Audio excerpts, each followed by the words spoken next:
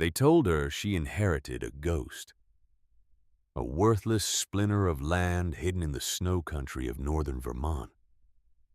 A barn so weathered the locals called it a coffin standing on its end. And the girl who got the deed, 18 years old and barely $100 to her name, was supposed to thank the system for the privilege of owning it. She didn't thank anyone. She walked into that barn with a rusted iron key and walked out with a war her grandmother had been fighting alone for 25 years. If you've ever been handed the leftovers of someone else's life and been told to be grateful, if you've ever felt the cold sting of a world that expected you to disappear quietly, then stay with me. You're going to want to see how this one ends. The morning of her 18th birthday smelled like burnt coffee and floor wax. Ember Hollis sat on the edge of a narrow bed in a narrow room in the Riverside Group home on the wrong side of Boston. And she listened to the radiator clank the way it had clanked every morning for 2 years. Outside the window, the sky was the color of dirty dishwater. February in Massachusetts. The kind of cold that gets into your bones and stays there until April. If April ever comes. She did not feel 18. She felt the way a coin feels when it has been handed back and forth across too many counters. Worn smooth, anonymous, stamped with a value nobody wanted to honor. There was no cake. There was no card. There was a single folded sheet of paper on her dresser that said, her hearing with Mrs. Patterson was at 9 o'clock sharp, and a duffel bag at the foot of her bed that contained everything she owned in the world.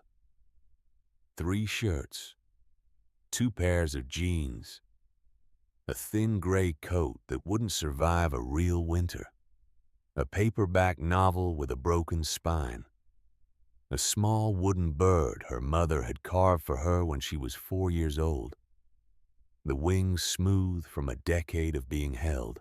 That was the inventory of her existence. She got up. She dressed. She did not look in the mirror because she had stopped looking in mirrors when she was 16, the year her parents died on a stretch of black ice outside Worcester. And she became, in the official language of the Commonwealth, a ward of the state. Case File 734. Hollis Ember, orphan. Her last name had not always been Hollis. She had been born Ember Pierce, the only child of Owen and Caroline Pierce, on a snowy morning in late November. But when her parents were buried, the woman from the county had come to her with a small clipboard and a list of questions. And one of those questions had been about her grandmother.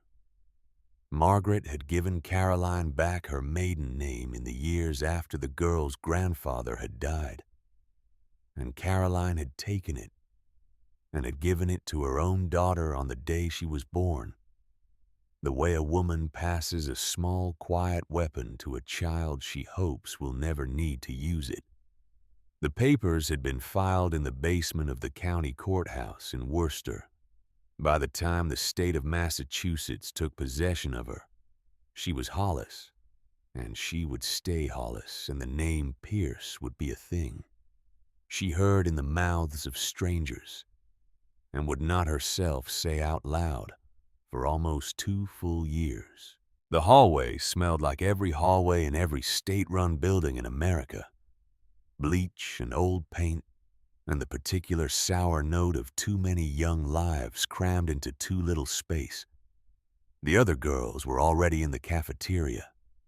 She could hear them through the walls, voices rising and falling, somebody laughing too loud at something that wasn't funny. The sound of survival. Mrs. Patterson's office door was open.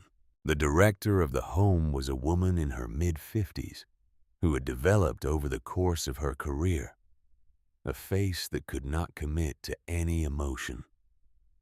She wore the same beige cardigan every day, She kept a framed photograph of a dog on her desk, though no one had ever seen her with a dog.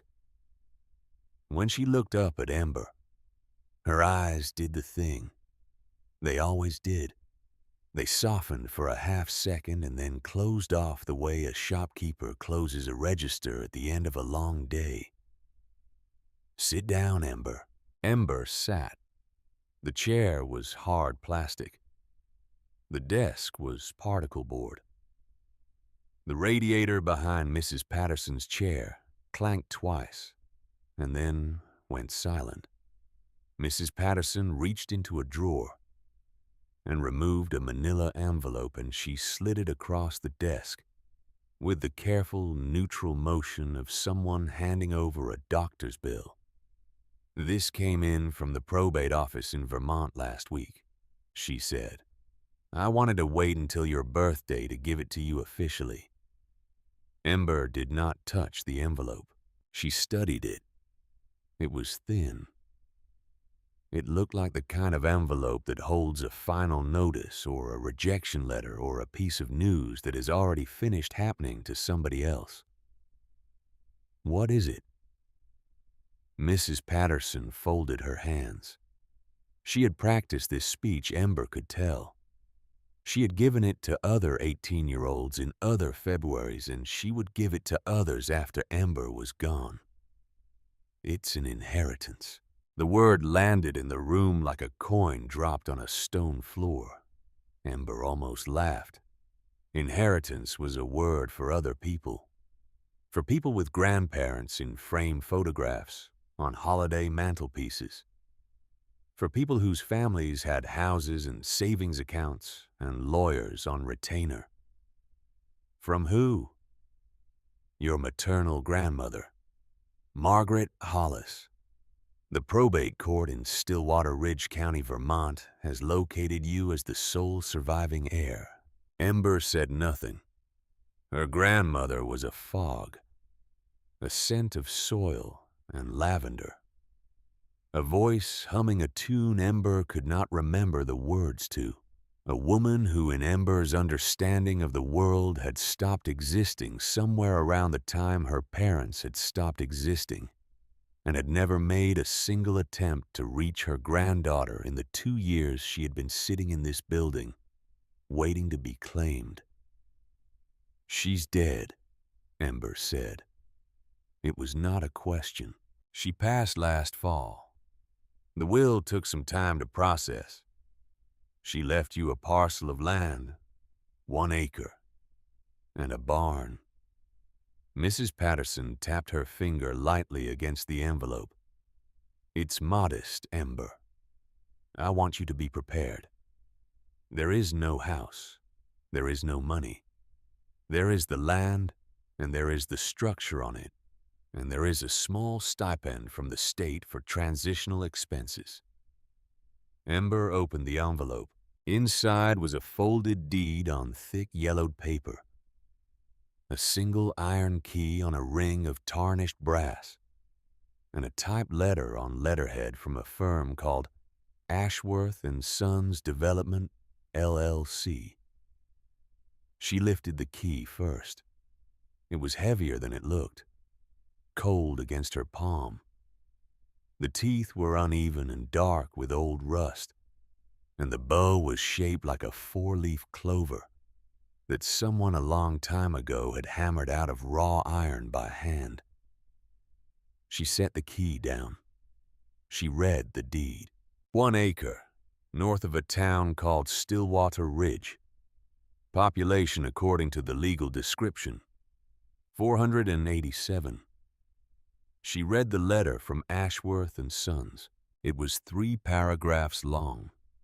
It was polite the way a bank is polite when it forecloses on a house. The firm wished to express its sincere condolences for the recent loss in the family. The firm understood that the Hollis estate had been transferred to a young heir, who no doubt had little use for a remote and difficult property in the northern part of the state. The firm was prepared as a courtesy and out of long-standing community interest to offer the sum of $5,000 in cash for the immediate purchase of the parcel. The letter was signed by a man named Trent Ashworth. The date at the top was 8 days old. 8 days. Her grandmother had been in the ground for less than a season, and these people had already drafted, signed, mailed, and timed their offer to land in the same envelope as the deed. They had been waiting. They had been watching the probate calendar, the way a hawk watches a field. Ember folded the letter slowly and slid it back into the envelope. She did not look up at Mrs. Patterson. She looked at the wooden bird in her duffel bag, where she had left it on the floor by the chair. The small, clumsy thing her mother had whittled from a piece of pine on the back porch of a house Ember could no longer picture in her head. $5,000, Mrs. Patterson said gently. That's a real start, Ember. That's first and last month's rent on a small apartment. That's a coat that fits. That's a bus ticket to anywhere you want to go. I know it doesn't feel like much, but some of the girls who walk out of here have nothing. I know what some of the girls have, Ember said. Mrs. Patterson colored faintly. Ember reached into the envelope and took out the key. She closed her fingers around it. The cold of it moved up her wrist and into her arm and settled somewhere behind her ribs, and she did not know yet why she did it. But she put the key in her pocket, and she left the envelope on the desk. I'd like to see it, she said. See what, dear? The land, the barn, before I sign anything. Mrs. Patterson blinked. Ember. It's 300 miles. It's in the middle of the woods. You can do all of this by mail. The firm has already offered. I'd like to see it. There was a silence in the office that was longer than it needed to be. Mrs. Patterson finally nodded the small, tired nod of a woman who had learned not to argue with the few decisions the children in her care were ever permitted to make on their own. There's a bus that leaves South Station tomorrow morning at 6, she said. It goes through Concord White River Junction and up to a depot about 40 miles from the property. I'll arrange the ticket. I'll add the stipend to an envelope for you. $100, that's what the state provides. Please be careful with it. Ember nodded once. She walked out of the office, and she did not look back, and she did not eat breakfast, and she packed her duffel bag, and she sat on the edge of her narrow bed for the rest of that long gray day with the iron key in her palm and the wooden bird beside her on the blanket. And she did not cry, because crying was a luxury she had learned very early in her life that she could not afford. The other girls heard about the inheritance by lunchtime. Word traveled in the home the way smoke travels through an attic. By dinner, she had been crowned in the cruel and tender language of orphaned children, the queen of dirt. They didn't mean it the way it sounded. They said it the way you joke about a funeral, when you can't think of anything else to say.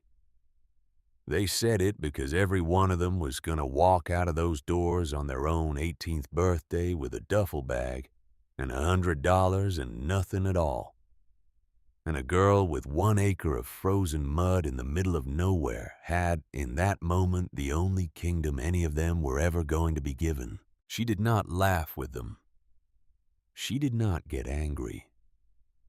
She sat at the long table and she ate her macaroni and she let them talk. After lights out, she lay on her back in the dark and she listened to the radiator and she thought about her grandmother. She tried to picture the woman's face. All she got was the smell. Soil. Lavender. The faint, clean smell of laundry dried on a line outside a house with a wide porch and the sound of crickets at the screen door. She fell asleep with her hand around the iron key. The bus left South Station at 6 in the morning, into a sky that was still bruised purple at the edges. There were 9 other passengers, an old man with a paperback, a woman in a nurse's uniform sleeping against the window, a young couple whispering in the back, a trucker eating a sandwich, a man in a heavy coat who never took off his hat. Nobody spoke to her. Nobody looked at her. She was a girl in a thin gray coat with a duffel bag at her feet and an envelope on her lap, and she was for the first time in her life going somewhere of her own choosing. The city fell away behind them. The highway narrowed.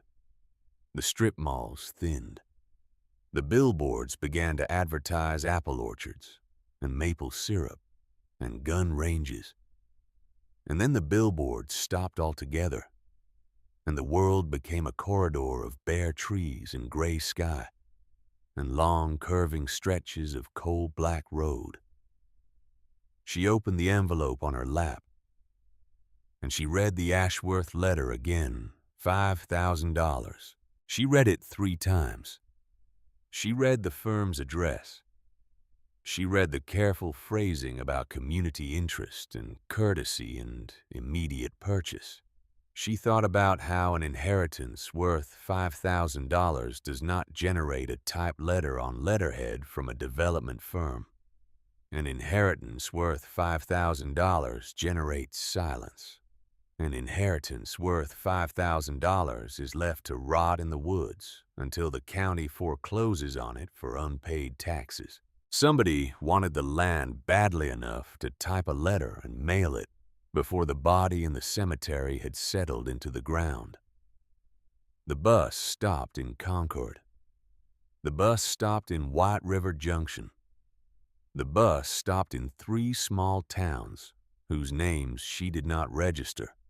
With every stop, more passengers got off than got on, and by the time the road began to climb into the long shoulders of the Green Mountains, she was the only person left on the bus, aside from the driver. The snow started somewhere north of a town called Bradford. It was not the snow she knew from Boston.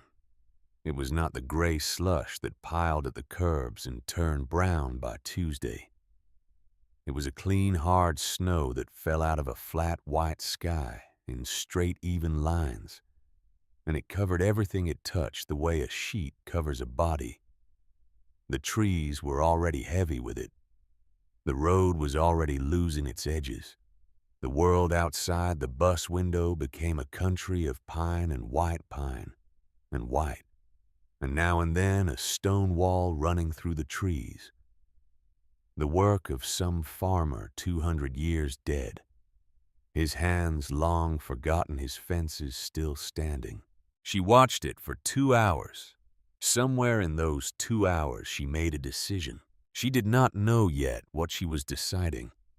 She only knew that she was not going to sign the Ashworth letter on the day she arrived. She was not going to sign it in a week either. She was going to walk into that barn, and she was going to look at it, and she was going to find out with her own eyes why a development firm with a fleet of black SUVs would write a courtesy letter to a girl in a group home in Boston about a barn in the woods. The driver called out the stop just after 3 in the afternoon. Stillwater Ridge, last stop on this line. The bus eased into a small depot that was nothing more than a metal-roofed shelter beside a plowed lot.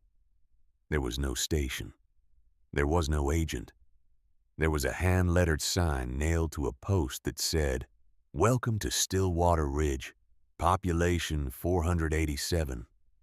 And below that, in smaller letters, "Please drive carefully. We love our children." Ember stepped down into snow that came up over the tops of her sneakers. The cold hit her face like an open hand. She had never felt cold like that. It had weight. It had teeth. It pulled the air out of her lungs and gave it back in white plumes that did not seem to belong to her. She pulled the thin gray coat tighter around her ribs, and she watched the bus pull away in a low diesel rumble.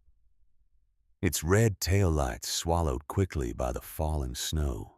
She was alone in a parking lot, in a town she had never seen, in a state she had never set foot in, with a duffel bag in one hand and a rusted key in her pocket, and $100.40 to her name.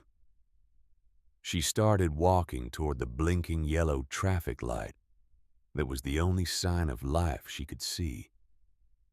The town of Stillwater Ridge was less a town than the memory of one. A short main street curved between low buildings of white clapboard and gray stone. A general store with a wide front porch. A post office no bigger than a one-room schoolhouse. A diner with a neon sign in the window that read, "Open," in red letters, and somebody's hand-painted plywood board out front that read, "Pie." A small white church at the far end with a steeple that leaned a fraction of a degree to the south, the way old steeples do after 100 winters of wind. A few pickup trucks were parked along the curb. A dog watched her from inside the cab of one of them. Smoke rose from chimneys in slow, lazy ribbons against the falling snow, and the whole town had the muffled quiet of a place that had agreed a long time ago not to make any unnecessary noise. She walked to the general store. A small bell over the door chimed when she pushed it open. The warmth hit her first, then the smell. Wood smoke and coffee, and the dry, sweet smell of cut pine, and the deeper, older smell of a building that had stood in one place for 120 years, and had absorbed every winter and every summer, and every conversation that had ever happened inside its walls. A man stood behind the counter. He was in his early 70s. He had a thick beard the color of wood ash and a flannel shirt buttoned to the throat, and a pair of suspenders that had been mended twice at the shoulder. He was reading a newspaper through a pair of glasses that sat low on his nose, and he did not look up when the bell rang, and he did not look up when she crossed the wooden floor. But Ember could feel him watching her in the way an old hunter watches a tree line. She stopped at the counter. He turned a page of the newspaper. He spoke without raising his eyes. "You'd be Margaret's girl." She did not answer. He folded the paper. He took off his glasses. He polished them slowly on the edge of his flannel shirt, and he set them down on the counter, and he looked at her with eyes that were a pale, clear gray, the color of a pond before the surface freezes. "You've got her eyes," he said. Ember's throat did something she did not expect it to do. She made it stop. "I'm Walter Briggs. I've owned this store 41 years. Your grandmother walked through that door every Thursday for 38 of them." He paused. He looked toward the back of the store, toward the door that led. She would later learn to a small office with a wood stove and 2 chairs and a chessboard that he and Margaret had played on the second Thursday of every month for the last decade of her life. He looked back at Ember. She was the strongest woman I ever knew. She fought alone for 25 years. Ember's hand tightened on the strap of her duffel bag. "Fought who?" she said. Walter Briggs did not answer that question. He looked past her shoulder toward the front windows of the store, and his eyes did something then that Ember would remember for the rest of her life. His eyes went hard, not angry, something deeper than angry. The way a man's eyes go when he sees a vehicle pull up that he has been watching for in some corner of his mind for a very long time. The bell over the door chimed. The man who walked in did not belong to Stillwater Ridge. He was somewhere in his mid-30s, tall in a long wool overcoat, the color of charcoal, and the snow on his shoulders had not yet begun to melt because he had moved from the SUV to the door of the store with the brisk, practiced motion of a man who did not waste time on weather. His shoes were leather. His haircut had been cut in a city. He smelled faintly of an expensive aftershave that did not belong in a room that smelled of pine and wood smoke. He smiled at Ember the way a man smiles at a piece of paperwork. "Miss Hollis." She did not answer. "Trent Ashworth. Ashworth and Sons. We sent you a letter." He extended a hand. She did not take it. The smile did not falter. It adjusted the way a thermostat adjusts. "I saw the bus come in. I thought I'd come down and welcome you to Stillwater Ridge personally. I imagine you've had a long ride." He glanced down at her thin gray coat. He glanced at the duffel bag. He glanced at her shoes, which were not shoes for winter. "I wanted to make sure you got my firm's offer. $5,000. Cash. We can have the paperwork drawn up and signed before sundown tomorrow. You can be on a bus south by Wednesday with money in your pocket and your whole life ahead of you." He paused. "It's a kindness, Miss Hollis. The parcel is a liability. The structure is unsafe. You're a young woman alone, and the property is 3 miles outside of town, and the road isn't plowed regular this time of year. I'd hate to see anything happen to you because you tried to spend the night out there." The way he said the last sentence did something to the air in the store. Walter Briggs moved. He did not move fast.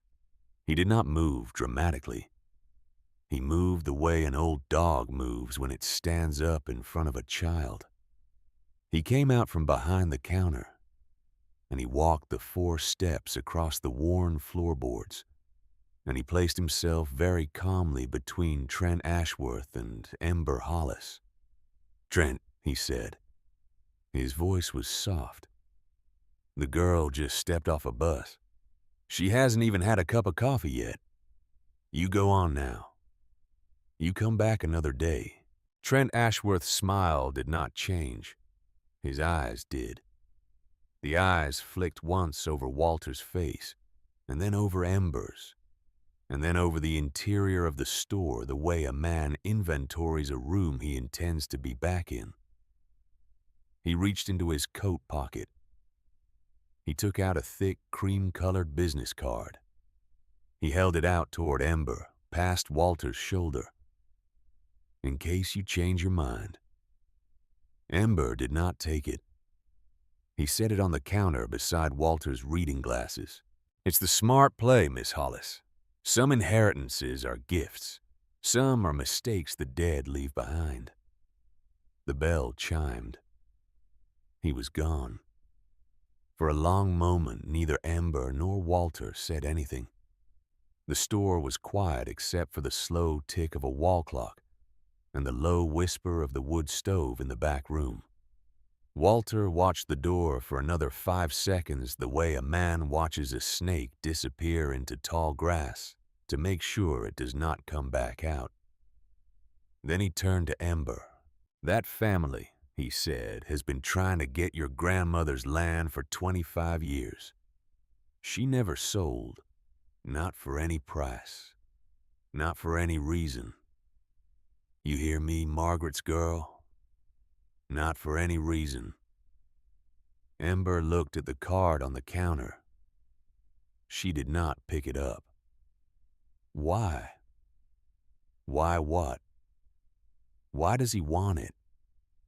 Walter Briggs studied her for a long moment. He did not answer the question. He walked back behind the counter. He took down a thick mug from a shelf. He poured coffee from a glass pot that had been simmering on a hot plate since 5 in the morning, and he set the mug in front of her on the counter and he said, "Drink that. You're shaking and you don't even know it." She drank. The coffee was bitter and hot. and the heat of it moved through her ribs, the way the cold of the iron key had moved through her ribs the day before, and she stood there at the counter of a strange store in a strange town. And she felt for a moment that surprised her, the small, unfamiliar shape of being seen. Walter Briggs watched her drink. He spoke after a while in a low, even voice. "Carl is out with the plow on the South Road. He won't get to Ridge Road till morning. And the snow is going to drop another 6 inches by dark." He set his glasses back on his nose. He folded his newspaper. "I'm going to close up at 4. I'll run you out to your grandmother's place in the truck. You'll freeze before you get a mile if you walk. Don't argue with me. Margaret would have skinned me alive if I let her granddaughter freeze on Ridge Road on the first night of her own inheritance." Ember did not argue. She sat on a wooden stool near the wood stove, and she finished the coffee, and she watched the snow fall outside the wide front window of the general store. And she thought about the way Walter Briggs had said the word fought. Fought alone for 25 years. Not lived. Not worked. Not waited. Fought. At 4 o'clock, Walter Briggs locked the door of the general store and walked her out to a red pickup truck with rust along the wheel wells and a bumper sticker on the back that said, "Vermont the way life should be." The cab smelled of pipe tobacco and old vinyl, and the faint, warm smell of a dog that had not been in the truck for a long time but had once spent every day of its life there. The heater rattled. The wipers thumped. The windshield fogged at the corners. They drove north out of town in silence. The road climbed. The trees closed in. After a mile, the pavement gave way to packed snow. And after another mile, the packed snow gave way to a single set of plow ruts running between high white banks. The headlights cut through the falling flakes in 2 narrow yellow tunnels, and the world beyond the tunnels was a country of black trees and white air. Walter spoke once. "Don't trust anyone in this town." She looked at him. He did not look at her. His eyes stayed on the road. Not the diner, not the post office. Not the church, if I'm being honest, though. Pastor Whitfield is the one exception I'd put my hand on a Bible for. And especially, he said very quietly, not the sheriff. She waited.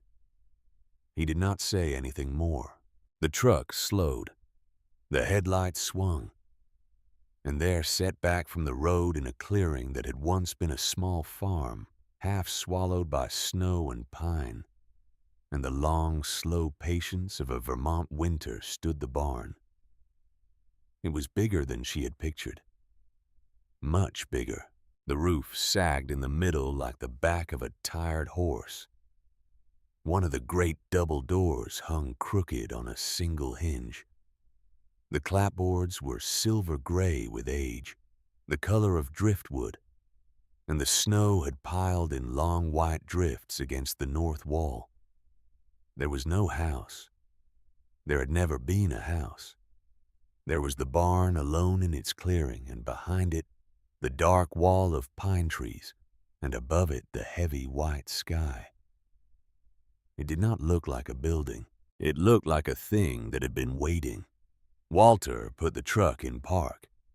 He did not turn off the engine. He sat for a moment with his hands on the wheel, and then he reached into his coat, and he took out a small folded square of paper, and he pressed it into her palm. "My number, day or night. You hear a sound you don't like, you call. You see headlights on that road that you don't recognize, you call. You feel a feeling in your chest that says something is wrong, you call. You understand me, Margaret's girl." She nodded. He looked at her, then really looked at her. The way an old man looks at a young woman he has just decided against his own better judgment to care about. "Your grandmother left you something in there," he said. "I don't know what. She never told me. But she told me the last Thursday she sat in my back room and beat me 3 games out of 5. That if you ever showed up at my door, I was to drive you to the barn, and I was to put the key in your hand, and I was to step back and let you find it. So that's what I'm doing." Ember swallowed. What was she like? Walter Briggs's eyes did the thing they had done in the store. The hard thing. The deep thing.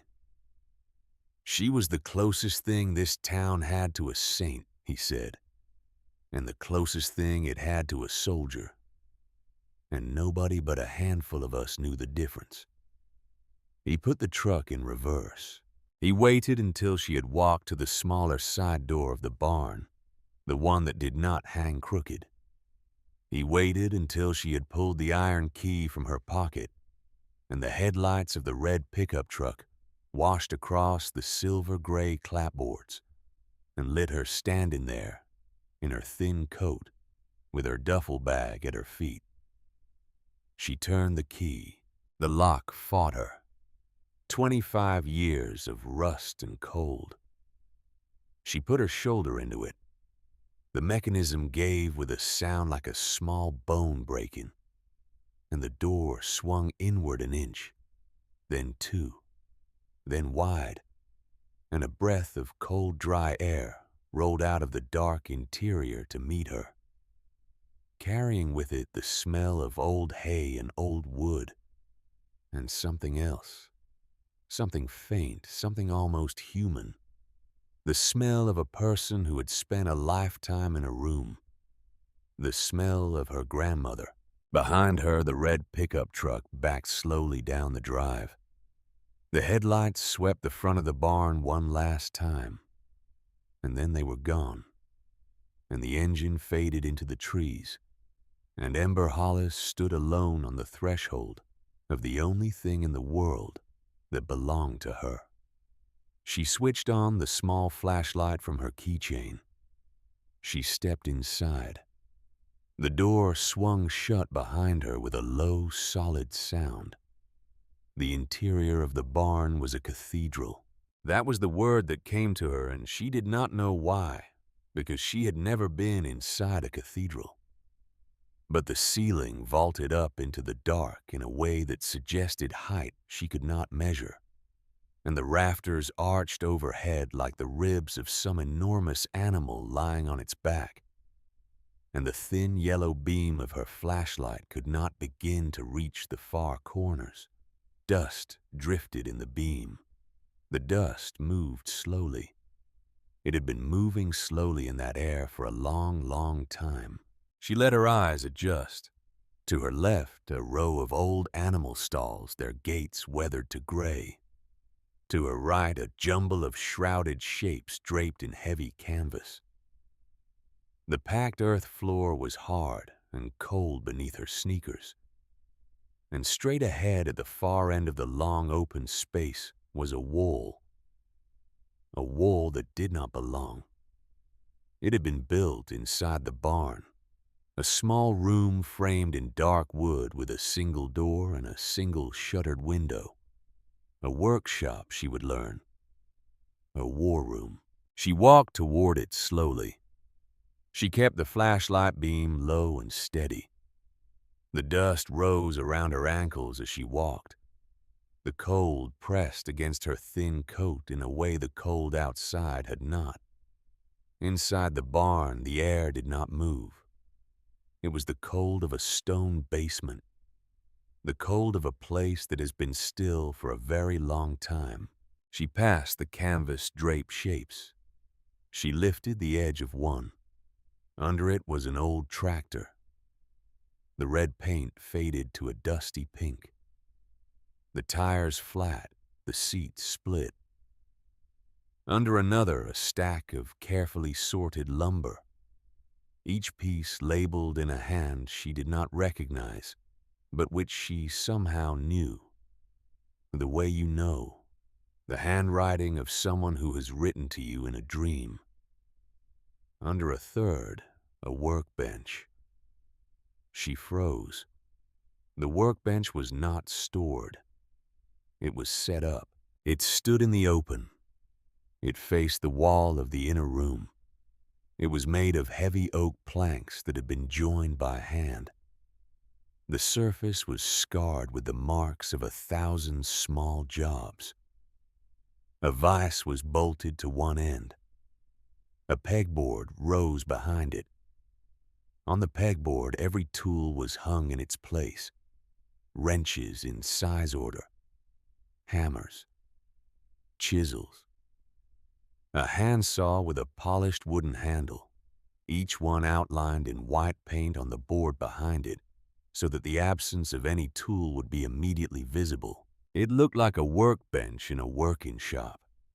It looked like the workbench of a person who had stepped out for a moment and would be back at any second. A row of glass jars stood on a small shelf above the bench. Each was filled with hardware. Each was labeled in a small, elegant, spidery script. 2-inch nails, 3/4 wood screws, hinge pins, brass tacks. Ember stood very still. She moved her flashlight up the wall of the inner room, and the beam fell on a photograph in a wooden frame. The man in the photograph was in his middle 50s. He stood in front of a row of pine trees in a brown sheriff's department uniform that did not quite belong to a sheriff. The patch on his shoulder read, Deputy, Stillwater Ridge County. He had a square jaw and pale, clear eyes, and a small, slightly crooked smile. The smile of a man who did not smile often, but meant it when he did. The bar above his pocket read, E. Hollis. She walked closer. She lifted the beam to the wall above the bench.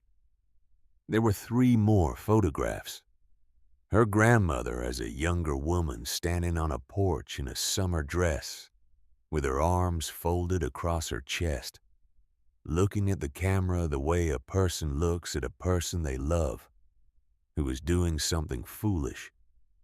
Her mother as a little girl, in a yellow raincoat holding up a frog in both small hands, Tanda, and her grandmother again older this time, alone standing in front of this very barn, in this very clearing with a notebook in her hand and a pencil tucked behind her ear. The photograph was dated in the same spidery script in the corner. 2 years before Ember's parents died. Ember reached up. She touched her grandmother's face in the photograph very lightly with the tip of one cold finger. She turned. She swept the flashlight along the workbench, and there, tucked behind the row of jars on the small shelf, was a tin box. It had once been painted in soft greens and blues, with the image of 3 small bluebirds on a branch. The paint was faded. The corners of the tin were dented. It was the kind of box that had held tea or biscuits or buttons 60 years ago. The kind of box that a grandmother keeps, because she has always kept it because once long ago somebody she loved had given it to her. Ember lifted the lid. Inside, on a folded square of yellowed cotton, was a single black and white photograph and a small folded piece of paper. She lifted out the photograph first. The young woman in the picture was somewhere in her late 20s. She had dark, wavy hair pulled back, and she was holding a baby in a white blanket. And she was looking down at the baby with an expression that was not quite a smile. An expression that was instead the deep, private look of a woman who has just understood for the first time what her own heart was for. The woman in the photograph had Ember's eyes. The baby in the blanket was her mother. Ember sat down. She sat down right there on the cold, packed earth in front of the workbench, with the flashlight in one hand and the photograph in the other. And she felt something move in her chest that she had not let move in 2 years. She did not cry. She had not earned the right, yet she would tell herself later. But something cracked very quietly inside her, like the first sound of ice giving way on a still pond at dawn. She set the photograph down on her knee. She unfolded the small piece of paper. The handwriting was the same spidery, elegant script from the labels on the jars. The note read, "For my little bird, should you ever need to find your way home, the heart of the house is not in the house. It is where the work is done. Trust the grain." Ember read it twice. She read it 3 times. She read it until the words stopped looking like words and started looking like instructions. The heart of the house is not in the house. It is where the work is done. She raised the flashlight slowly to the workbench. She studied the heavy oak top. She studied the legs. She studied the carefully labeled drawers along the front. She studied the row of jars above the bench. She studied the vise. She studied the pegboard with its outline tools. Trust the grain. She knelt beside the bench. The cold of the packed earth came through her jeans and she ignored it. She brought the flashlight close to the wood. The grain of the oak flowed in long, even lines, the way grain flows in old-growth oak, dark and light, and dark again with the small knots and burls of a tree that had stood somewhere in these mountains for 150 years before it became this bench. She ran her fingers along the front of the bench. Nothing. She ran her fingers along the side. Nothing. She moved to the leg. The leg was thick, square, built of laminated oak. And on the inside face, the face that was hidden from anyone standing in front of the bench, the grain did not flow the way the rest of the grain flowed. It almost matched. Almost. But there was a section no bigger than the palm of her hand, where the lines of the wood did not align with the lines above and below it. A panel, cut and reset with the patience of a person who had wanted no one to find it. And in the center of that panel, almost invisible, was a small dark knot. She pressed it with her thumb. She felt a small click. The panel popped open 1/2 inch. Behind it, in a hollow that had been carved into the solid wood of the leg, was a leather-bound book. She lifted it out. The leather was soft with use. The cover was dark brown, almost black. There was no title. There was no name. There was only the faint stain of a hand that had opened it 10,000 times. She sat down on the floor in the dust and the cold, and she set the flashlight on the bench angled so it would shine down onto her lap, and she opened the journal to the first page. The handwriting was the same. The first line read, "For Ember when she finds her way home." She turned the page. The first entry was dated 2 years earlier, the week after her parents had died, the week the state of Massachusetts took her into custody, the week she would come to understand by the time the sun rose that her grandmother had filed the first of 17 separate petitions to gain custody of the only living child of her only living daughter, and had been denied every single time on the basis of a psychiatric evaluation. She had never sat for, signed by a doctor whose name appeared 2 pages later in the journal, on a list of men who took envelopes of cash from a man named Victor Ashworth. Amber read until her hands shook. She read until the cold in the barn had moved past her coat and her skin and her ribs and settled somewhere in the marrow of her bones. She read about a man named Earl Hollis, who had worn that brown uniform in the photograph, who had been her grandfather, who had been a deputy sheriff of Stillwater Ridge County for 22 years, who in the fall of 1998 had begun to follow a fleet of unmarked tankers out of the Ashworth gravel quarry in the dark hours of the night. She read about photographs he had taken, plates he had recorded, manifests he had quietly copied from a desk in the courthouse. She read about the report he had been preparing to file with the Vermont State Police, the report he had told her grandmother about over coffee at the kitchen table, in a house that no longer existed on the morning of the day he had driven up to Mason Pond with a fishing rod in the back of his truck and had not come home. The official cause of death was drowning. Heart attack on the ice, the report had said. He had gone under without a struggle. Her grandmother had not believed a single word of it. And so her grandmother had picked up the report he had been preparing, and she had hidden it, and she had hidden herself, and she had become, in the eyes of the town of Stillwater Ridge, the strange, quiet widow on Ridge Road, who kept to herself and would not sell her land. She had been finishing his work, alone, for 25 years. Amber closed the journal. She held it against her chest. She looked up at the photograph of her grandmother on the wall above the bench. The older one, the one taken 2 years before her parents died. The one in which Margaret Hollis stood in front of this very barn with a notebook in her hand and a pencil tucked behind her ear.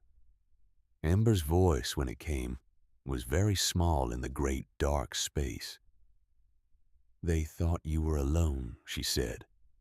The dust drifted in the beam. "You're not alone anymore."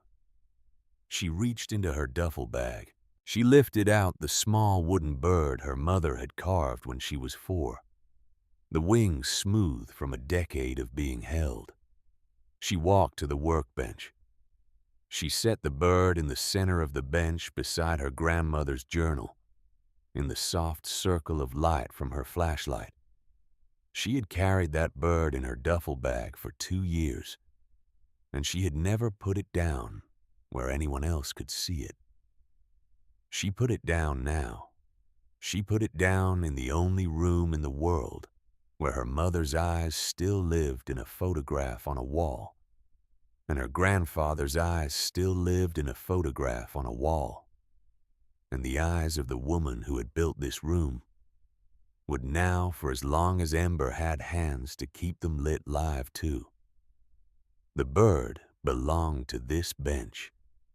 She had been carrying it home for 2 years without knowing she was carrying it anywhere. Somewhere outside, very far off in the deep silence of a Vermont night, under a heavy snow, a dog began to bark. It barked once. It barked twice. It went quiet. Amber turned her flashlight toward the side door. She listened. For a long minute there was nothing. There was only the slow, heavy quiet of a barn at the edge of a clearing, at the edge of the woods, at the edge of a town where she now understood the law did not work the way it was supposed to work. And then, very faintly, she heard the crunch. A single footstep in dry snow. Then another. Someone was walking around the outside of the barn. She switched off the flashlight. She did not breathe. She stood in the dark with the journal pressed against her ribs and the iron key in her pocket, and she listened to the slow, careful footsteps move along the outer wall, and she watched the thin yellow seam of a stranger's flashlight beam pass along the bottom of the side door, pause and pass on. Whoever it was did not try the door. Whoever it was took a long, slow turn around the entire perimeter of the barn and then walked away into the woods, and the engine of a vehicle started somewhere down the road, somewhere just out of sight. And the engine pulled away into the dark, and the silence came back. Amber stood in the dark for a long time. When her legs would move again, she went to the workbench. She took down the photograph of her grandmother holding her mother. She wrapped it carefully in the cotton from the Bluebird tin, and she slid it into the inside pocket of her thin gray coat, where it would lie against her ribs through every cold thing that was about to happen to her. She went back to the journal. She sat down on the floor. She switched the flashlight back on. She read all night. The wind rose outside. The snow thickened. The temperature dropped to 17 below. The old barn creaked the way old barns creak, and the rafters settled. And somewhere in the third hour of reading, Amber Hollis stopped being a girl with a duffel bag and $100 and started being something else. She did not know yet what. She only knew that the dead woman who had left her this place had not left her a ghost. She had left her a battlefield. At first light, she rose stiffly from the cold, packed earth. She crossed to the side door. She opened it. The world outside was a white country under a low, gray sky, and the new snow had drifted up over the doorstep almost to her knees. On the top of the drift, perfectly centered, lay a small flat stone. It was the size of her palm. Someone had scratched an X into its face. She picked it up. She held it in her hand. She did not throw it. She did not flinch. She did not look at the trees where they might still be watching. She closed her fingers around the cold stone, and she turned and she walked back into the barn, and she set the stone in the center of the workbench beside her grandmother's journal, and the small wooden bird where it would stay until the day the war was over. Then she went back to the first page, and she began to read it again, slowly this time the way a soldier reads a map of the country she has just been ordered to defend. The snow stopped sometime in the night. When Ember stepped out of the barn for the second time, the sky over Ridge Road was the color of old pewter, and the woods on either side of the clearing were so quiet she could hear the small, dry sound of her own breath inside her chest. The temperature had risen a degree or two, just enough to make the cold feel intentional instead of fatal. She wrapped the journal in a clean flour sack she had found in the workbench drawer, and she tied it with a length of twine, and she carried it under her arm, the way a woman carries something that has cost a great deal and has not yet been paid for in full. She had read the journal 3 times. She knew what she was looking for now. She knew also what was looking for her. She started back toward town on foot. The walk took her 2.5 hours. The road was unplowed. The drifts came to her knees in places. Her sneakers soaked through within. The first 10 minutes went numb, and her feet went numb, and the cold moved up her shins and into her hip bones in a slow, steady wave that she did not let herself think about. She kept her eyes on the small white plume of her own breath. She kept her hand on the strap of her duffel bag. She kept the journal pressed against her ribs. She did not look behind her. She knew there would be tire tracks somewhere on that road. 2 sets, probably. One belonged to the truck Walter Briggs had used the night before. The other belonged to whoever had circled the barn at midnight and left a stone on the threshold. She did not need to see them. She did not need to know yet which set was which. She passed the blinking yellow light at the south edge of town a little before 9. The town was awake. Smoke rose from the chimneys. A woman in a red parka was shoveling the steps of the post office. The neon sign in the diner window glowed in the gray morning, and the smell of bacon and coffee reached her halfway up the block. And she did not stop because she had $10.40 left in her pocket, and she had not yet earned the right to spend any of it on a hot breakfast. She walked past the diner. She walked past the general store where the closed sign was still hanging in Walter's window, and the lights were off behind the glass. She walked all the way to the small storefront she had passed the day before, without seeing the one with the carved wooden shingle out front. The shingle read in plain block letters, Caldwell Law. She pushed the door open. A small bell chimed. The office smelled of cold coffee and old leather, and the dry, slightly sweet smell of legal paper that has been sitting too long on a shelf. There were 2 desks. There was a wood stove burning low in the back corner. There was a black and white photograph on the wall of an older man in a dark suit standing on the steps of a courthouse beside a younger woman in a long coat. The man in the photograph had the same square jaw and the same pale eyes as her grandfather in the deputy's uniform, but he was not her grandfather. The woman beside him, his client, was her grandmother. Behind the second desk, a man looked up. He was in his early 30s. He had brown hair that needed cutting and a wool vest that did not quite match his shirt. And he was wearing a pair of reading glasses perched on the end of his nose. He had the look of a man who had been working since before the sun came up. There was a half-eaten apple on his desk and a yellow legal pad covered in notes that had been crossed out and rewritten 3 times. He stood up slowly. His eyes moved over her face for a long moment. They did not stop on her thin coat, or her wet sneakers, or the duffel bag at her feet.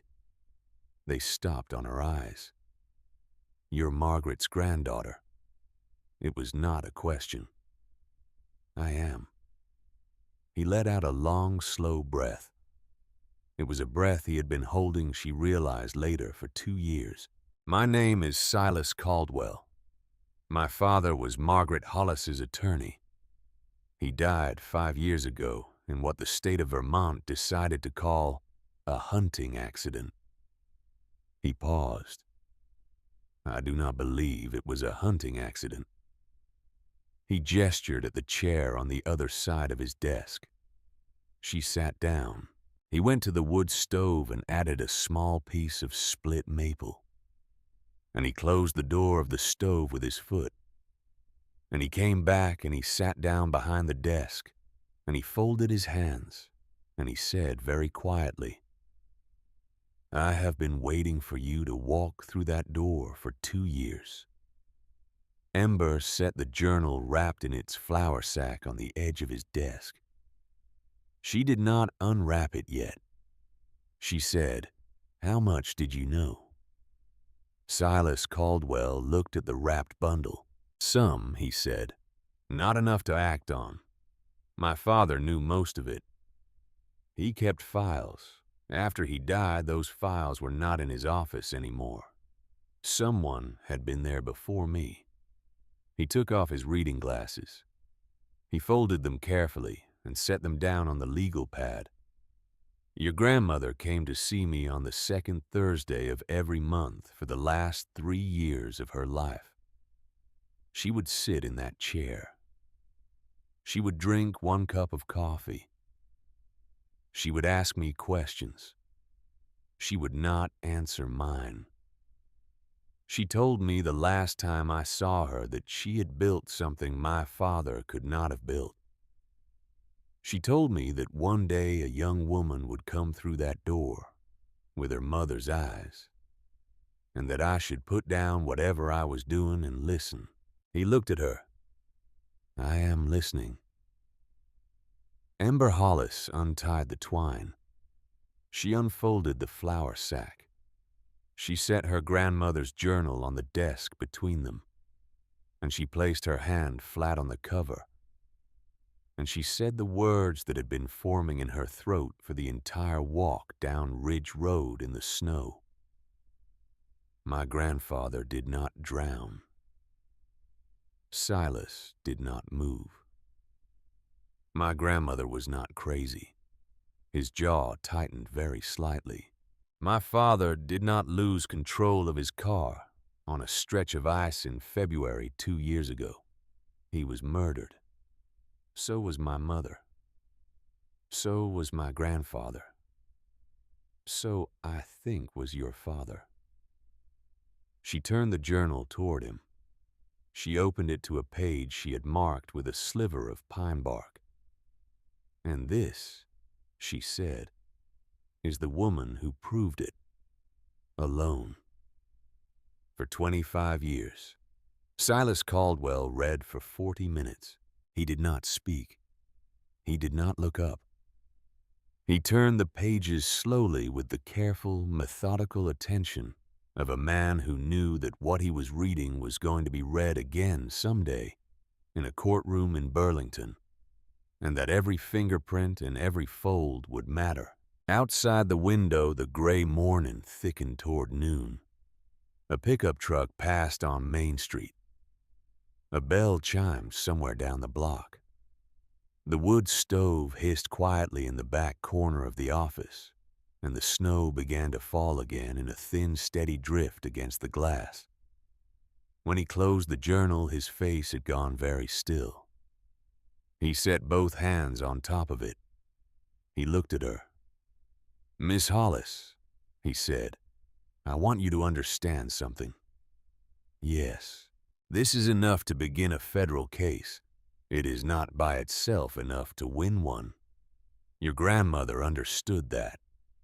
She would not have written what she wrote on the final page if she had not believed there was more. There is in this journal a reference to a foundation. There is a phrase she repeats. The heart of the house is not in the house. The foundation is everything. What is built on stone will stand." Ember nodded slowly. "There's more in the barn." "There is more in that barn," Silas said. "And your grandmother left it for you, and she left clues that only her granddaughter would be able to read. And we are going to go and find it. Today. Before another night passes." He stood up. He went to the coat tree. He took down a heavy wool coat the color of bark, and he handed her a second coat. From the same hook, a man's coat, his father's by the cut of it, lined in flannel, and he said, "Put this on. Your coat is going to kill you before the lawsuit does." She put it on. The wool was heavy on her shoulders. The lining smelled faintly of pipe tobacco and old books, and the dry, warm smell of a man who had loved Margaret Hollis enough to die for what he knew about her. Silas locked the office door. He flipped the sign to closed.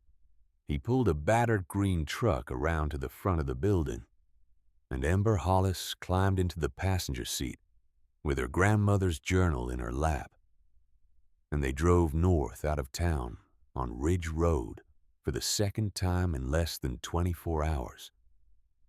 And this time she was not alone. The barn looked different in the daylight, smaller somehow, and older. The silver-gray clapboards had a softness to them in the gray noon light that they had not had in the headlights of Walter's truck. The drifts had piled high against the north wall. and a line of small bird tracks crossed the clearing in a long, curving arc that led nowhere. Silas parked at the end of the drive. He did not get out right away. He sat with his hands on the wheel and he looked at the barn for a long, quiet moment. "My father came up here once," he said, "when I was a boy. He brought me with him. I stayed in the truck. Margaret stood out there in the yard and talked to him for an hour. He never told me what they talked about. He told me on the way home that if anything ever happened to him, I was to come back here, and I was to find a woman named Margaret Hollis, and I was to do whatever she asked me to do." He looked at Ember. "5 years," he said. "I have been waiting 5 years." She nodded once. They got out of the truck. Inside the barn, the air was the same as it had been the night before. Cold, still, heavy with the dust of a quarter century. Silas stood for a moment in the open space, taking in the workbench, the pegboard, with its outline tools, the photographs above the inner room, the small bluebird tin on its shelf, the small wooden bird that Ember had set in the center of the bench at first light. He did not speak. The look on his face was the look of a man entering a chapel. Ember led him to the inner room. The door was unlocked. The latch was a simple iron drop. She lifted it and pushed the door open, and the cold inside the small room rolled out past her, the deeper, colder air of a space that had been sealed for longer than the rest. The room was as she had begun to understand the night before, a war room. There were shelves along 3 of the 4 walls. The shelves held 3-ring binders, dozens of them labeled in the same elegant, spidery script. Quarry Traffic 2001, Quarry Traffic 2002, Quarry Traffic 2003. There were ledgers. There were rolls of topographic maps. There was a small filing cabinet whose drawers, when Ember opened them later, would contain water samples in glass vials, each sample dated and labeled with the GPS coordinates of the well it had been drawn from. There was on the far wall a corkboard. The corkboard was the size of a kitchen table. It was covered completely in photographs and index cards and pieces of string. The photographs showed trucks. They showed faces. They showed license plates. The index cards held names, names of victims, names of witnesses, names of doctors and accountants and small business owners across 3 counties of northern Vermont who in one way or another had been compromised by a man named Victor Ashworth. Strings of red yarn connected the cards.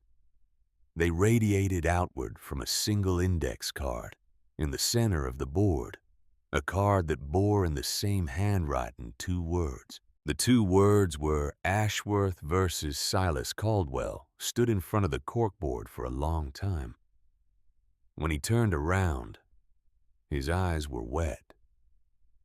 "My God," he said very quietly. "She built a case. She built a war," Ember said. He looked at her. He nodded once. "All right," he said. "Show me the foundation." The phrase from the journal was simple. The foundation is everything. What is built on stone will stand. What is built on lies will fall. The answer is in the foundation. Ember had read it 10 times in the dark hours of the night. She had understood somewhere around the 3rd or 4th reading that her grandmother had not been speaking metaphorically. The barn was old. It had been built. Walter Briggs had told her the night before, sometime in the 1880s, by a farmer named Olafson. whose name was now visible only on a single weathered gravestone in the little churchyard at the south end of town. Barns built in that period were not built on concrete slabs. They were built on stone. Granite in this part of Vermont, pulled out of the very quarry that Victor Ashworth had spent the last quarter century slowly poisoning. The floor of the inner room was not earth. The floor of the inner room was a careful arrangement of granite slabs, each one squared off. Each one fitted to its neighbors with a tightness that had taken some craftsman 140 years ago an entire summer to lay. Ember knelt in the center of the room. She held the flashlight low. She moved slowly across the slabs, tapping each one with the end of an iron pry bar she had taken from the pegboard. Thud, thud, thud. The slabs were solid. Each strike returned the same dense, low note, the note of stone resting on packed earth. She moved across the room in a careful grid. She tapped the stones at the corners. She tapped the stones along the walls. She tapped the stones in the center. She found it on her 14th stone. The note was not the same. It was a fraction higher, a fraction hollower. The kind of difference that a person who had not been listening for it would not have heard. She brought the flashlight close. The stone looked at first exactly like every other stone in the room. Granite, gray, squared off, fitted neatly to its neighbors. But on the upper right corner of the slab, almost invisible under a quarter-inch of dust, was a small mark. Someone had taken a chisel a long time ago and had cut a tiny crescent moon into the surface of the stone. Ember looked up at Silas. She did not need to speak. He came across the room and knelt beside her. He took the pry bar from her hand. He wedged the tip of it into the seam at the edge of the slab, and he set his shoulder and he pushed. The slab did not move. He repositioned. He pushed again. The stone groaned low and long and then began to lift. Ember pulled. They worked together. The slab was 4 inches thick and as heavy as a small piano.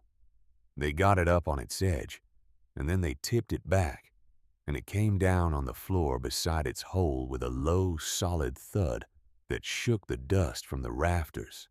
The hole beneath was lined in galvanized metal. In the bottom of the hole, perfectly fitted, sat a small fireproof safe. It was not large. It was the size of a microwave oven. The exterior was a dull, dark green, and the dial on the front was the old kind. The kind that had been built before electronic locks. The kind that did not care if the power went out, or if the batteries died, or if the world above it ended.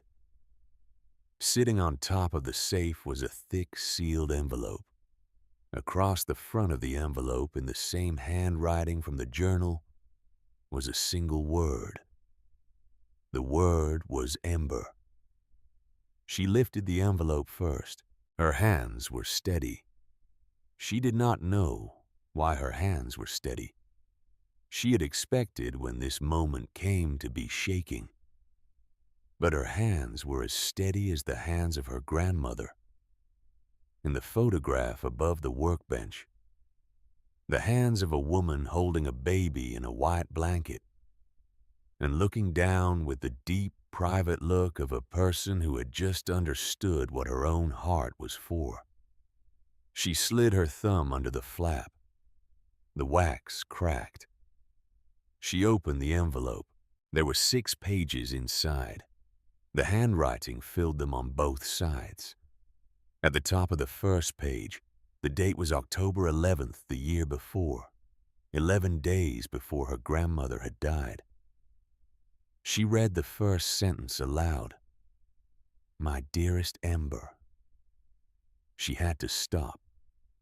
She lowered the page to her lap. Silas Caldwell, sitting cross-legged on the cold granite beside her, did not look at her. He looked instead at the open hole in the floor and at the small green safe in the bottom of it, and he gave her the space the way a decent man gives a young woman the space to feel a thing without having to perform it. She breathed. She read on. She did not read aloud anymore. She read to herself, 6 pages both sides.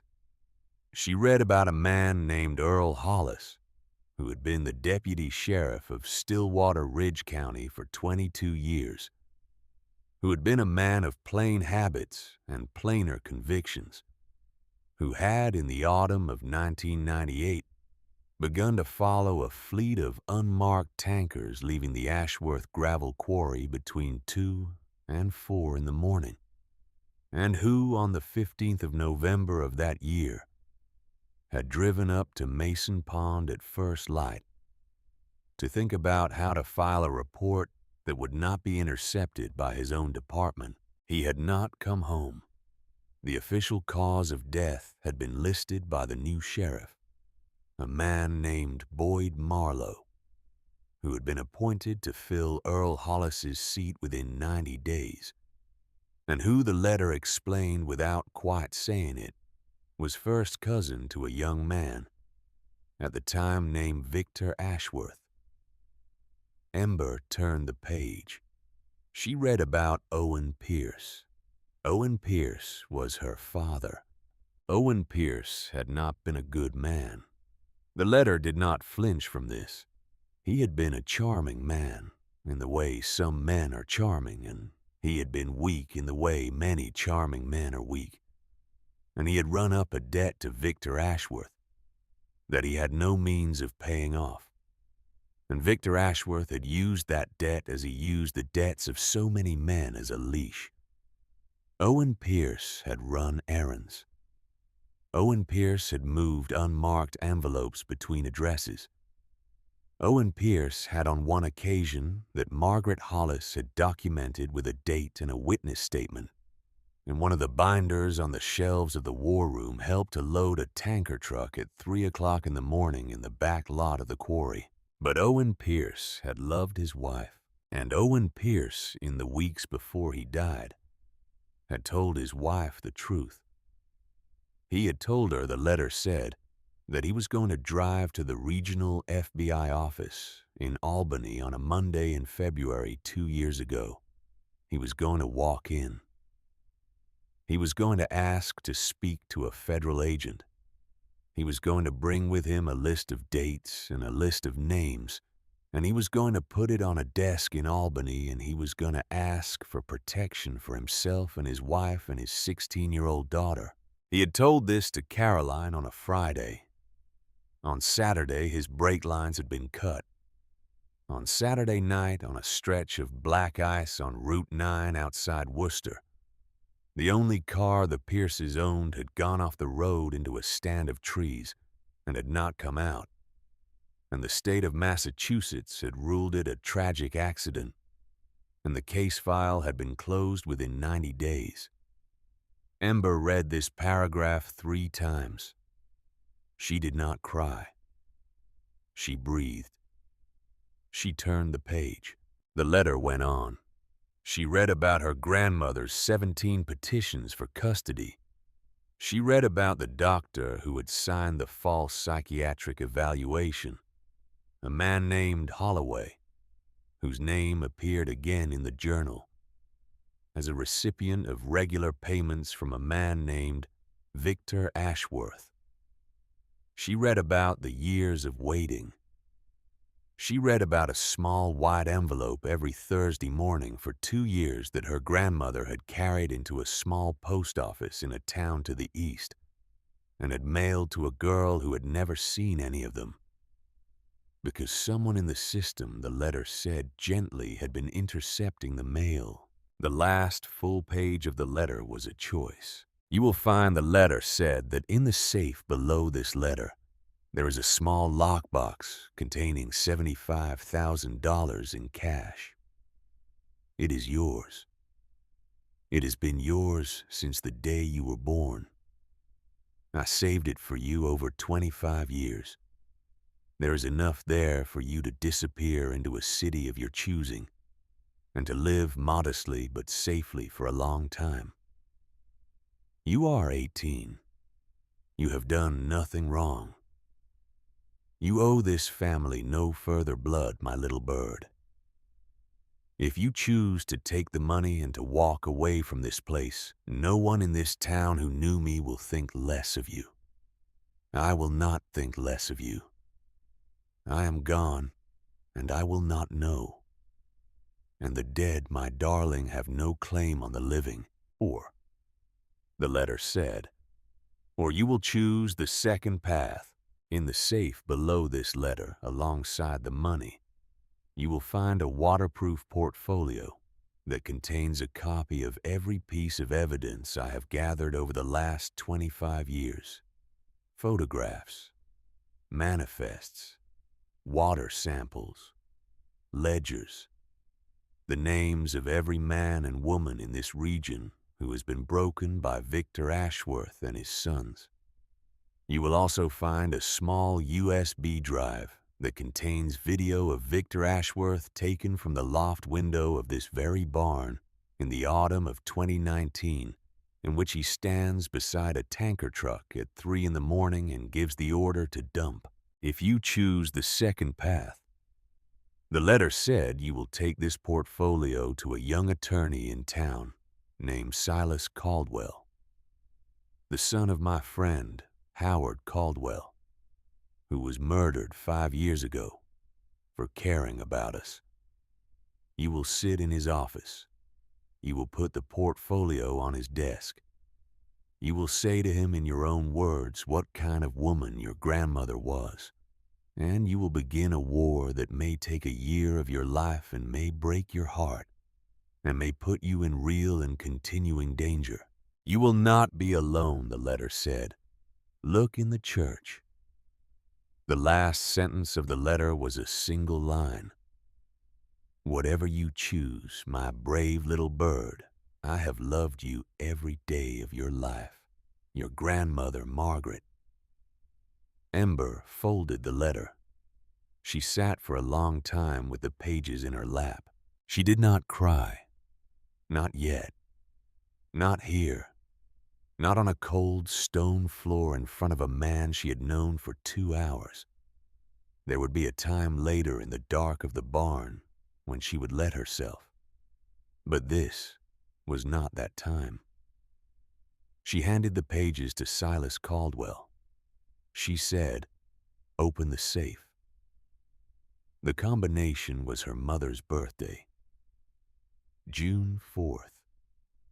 The numbers came from the journal written into the margin of a page where her grandmother had described the moment Caroline was born. The dial moved smoothly under Ember's fingers. Right, left, right. The bolts retracted with a heavy, satisfying clunk. She pulled the door open. The interior of the safe was small and neatly arranged the way every part of Margaret Hollis's work in life had been neatly arranged. On the left, a flat metal lockbox bound twice with a leather strap. On the right, a thick black waterproof portfolio with 2 snap closures and taped to its inside front cover. A small USB drive in a sealed plastic bag. And on top of the portfolio in a velvet pouch, something else. Ember lifted the pouch out. She opened it. Inside, on a square of dark blue silk, was a medal. The ribbon was forest green and white. The medal itself was a 5-pointed star in dull silver, with the seal of the state of Vermont at its center. The reverse was engraved. Deputy Earl Hollis, Medal of Valor, October 1989. Ember closed her hand around the medal. She closed her eyes. The cold of the granite came up through her knees. The dust drifted in the beam of Silas Caldwell's flashlight. Somewhere outside the barn, very far away in the woods, a single crow called twice. She did not take the money. She left the lockbox in the safe. She set the portfolio on the workbench in the outer room, and she set the medal beside it, and she said, "Mr. Caldwell, Silas, Silas, we are going to do the second thing." Silas Caldwell nodded once. He did not smile. There was nothing to smile about. He simply set his hand briefly and lightly on top of the portfolio, the way a man takes an oath without speaking. And then he picked it up and he carried it back to the green truck. And Ember Hollis walked behind him with the medal in her coat pocket, and her grandmother's iron key in her other pocket, and the cold of a 25-year war moving for the first time, like a current out of the past, and into her own two hands. They did not go to the sheriff. Silas drove her back to town. He stopped at the diner. He told her to sit at the counter in plain sight, and to eat the cheapest hot meal on the menu, and to pay for it herself with her own money, because there were people in town who would notice a young woman who came in for the first time and did not pay for her own breakfast. He told her to talk to the waitress. He told her to be polite. He told her very quietly that the waitress had been one of Margaret's most trusted friends, and that she would be the first of three. Ember ate eggs and toast and bacon, and she paid $8.40 of her remaining $10.40. And the waitress, a woman in her late 50s with iron gray hair and steady hands, and a name tag that read, Ruth, set the coffee pot down on the counter and looked at Ember for a long moment and said very quietly, "She told me what your laugh sounded like when you were 2. Ember did not trust herself to answer. Ruth nodded once as if no answer were required and moved away down the counter. Silas was waiting outside in the truck. He drove her back to his office. He locked the door behind them. He pulled the shades down on the front windows. He spread the contents of the portfolio across his desk and his second desk, and a long folding table he set up between them. And the two of them worked all afternoon and into the evening with the wood stove burning low in the corner and the snow drifting again outside the glass. It was by any honest measure a complete case. Photographs of trucks, dated and time-stamped, taken from the loft window of the barn over a period of 14 years. Manifests copied by hand from the dispatch desk of a trucking company in Albany, whose owner had been one of Margaret's anonymous correspondents. Water samples from 23 wells in 3 counties, each one tested at a private laboratory in New Hampshire that Margaret had paid for in cash. A ledger of debts, 87 names, each name with a sum, each sum with a date, each entry tied by an arrow drawn in red to a corresponding bank deposit recorded in a second ledger that documented Victor Ashworth's personal accounts. The USB drive contained 4 separate video files. Silas plugged it into his computer. They watched the first one in silence. It had been taken, as Margaret's letter had said, from the loft window of the barn in the autumn of 2019.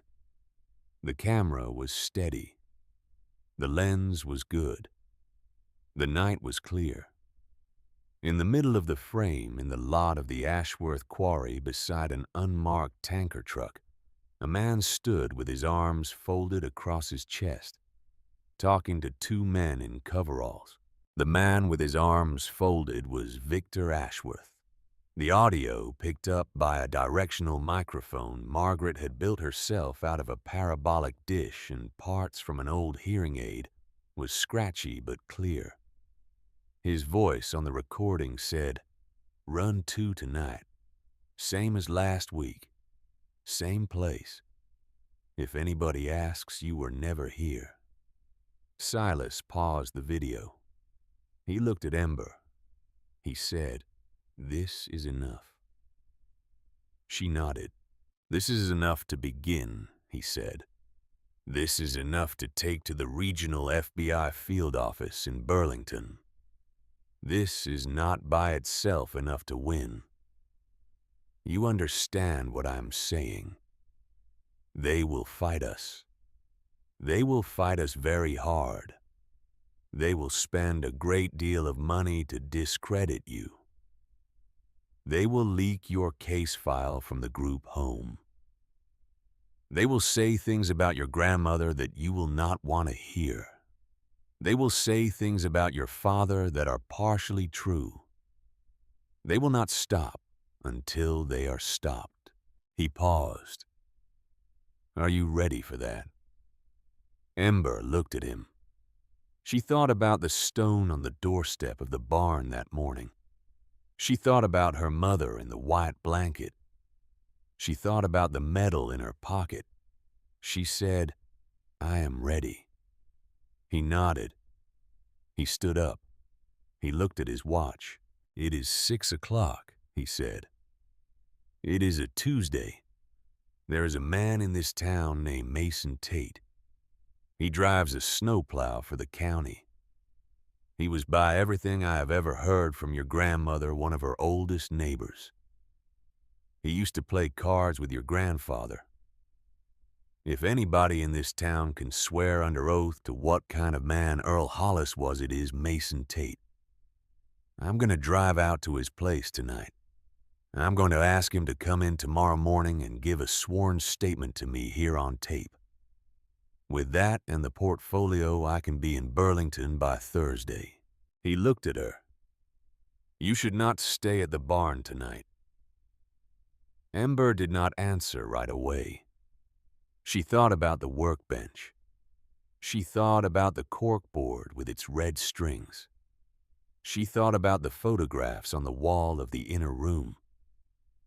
She thought about the small bluebird tin and the small wooden bird her mother had carved and the way the air inside the barn had smelled faintly of a person who had spent a lifetime in a room. She said, "I am staying at the barn tonight." Silas opened his mouth to argue. He closed it. He understood, perhaps, that there were places in a person's life that they could not be persuaded to leave, no matter the danger. He nodded once. He went to a small cabinet by the wood stove. He took out a heavy emergency lantern with a fresh set of batteries, a tin of matches, a small portable radio, and a thermos that he filled with hot coffee from the percolator on the side table. He set them all in a canvas bag, and he gave the bag to her and he walked her back to the green truck. He drove her to the barn at sundown. He waited with the headlights on until she had crossed the clearing and reached the side door. She turned the iron key. She lifted her hand in a small wave. He lifted his in return. He sat for a long moment in the truck, watching the front of the barn, the way Walter Briggs had sat the night before, the way men in this story sat when they had decided to be careful with the lives of the women they had agreed to protect. He backed slowly down the drive. He turned onto Ridge Road. His taillights disappeared into the trees. That night alone in the inner room of the barn, Ember Hollis did 3 things. She moved the portfolio, the USB drive, the medal, and the journal into the safe. She closed the safe. She spun the dial. She replaced the granite slab over the hole. She brushed dust over the seam. She set a small empty crate on top of the slab, the way a person sets something casual on a floor that is not hiding anything important.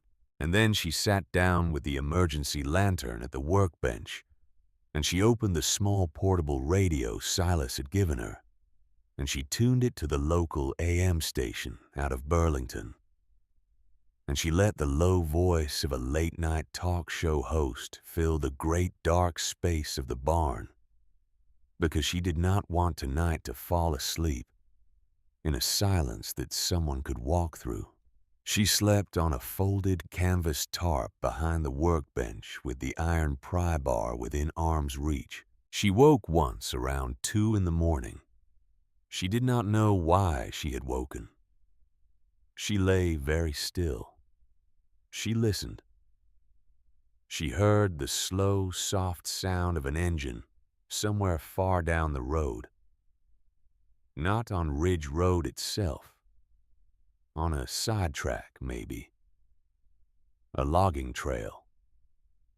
The engine was not moving. It was idling. The idle lasted 9 minutes. She counted. Then the engine pulled away. She did not sleep again until first light. In the morning, when the sun came up gray and weak over the pines, she walked outside. The drift across the doorstep was untouched, but the snow at the corner of the barn where the inner room met the outer wall had been disturbed. Someone had walked along the foundation slowly in the dark hours.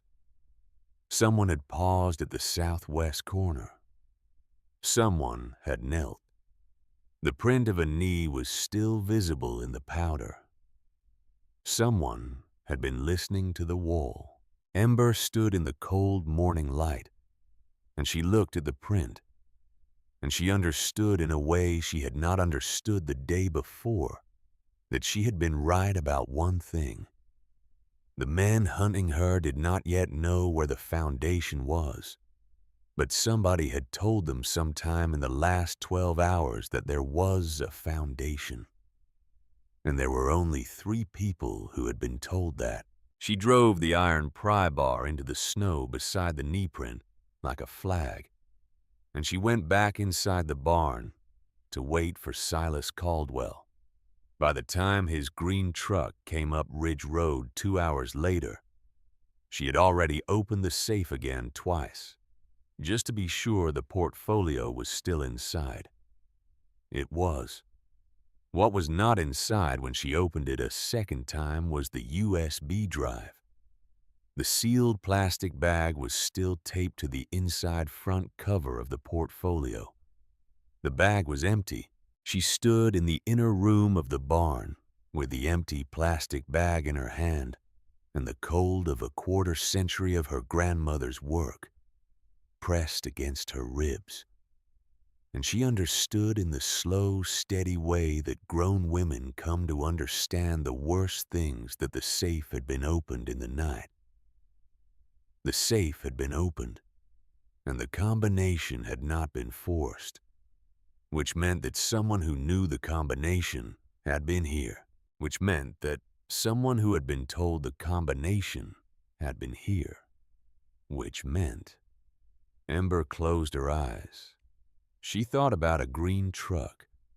She thought about a man who had said in his father's coat that he had been waiting for her for 5 years. She thought with a slow, cold dread that he was not the one who had betrayed her. He could not have been.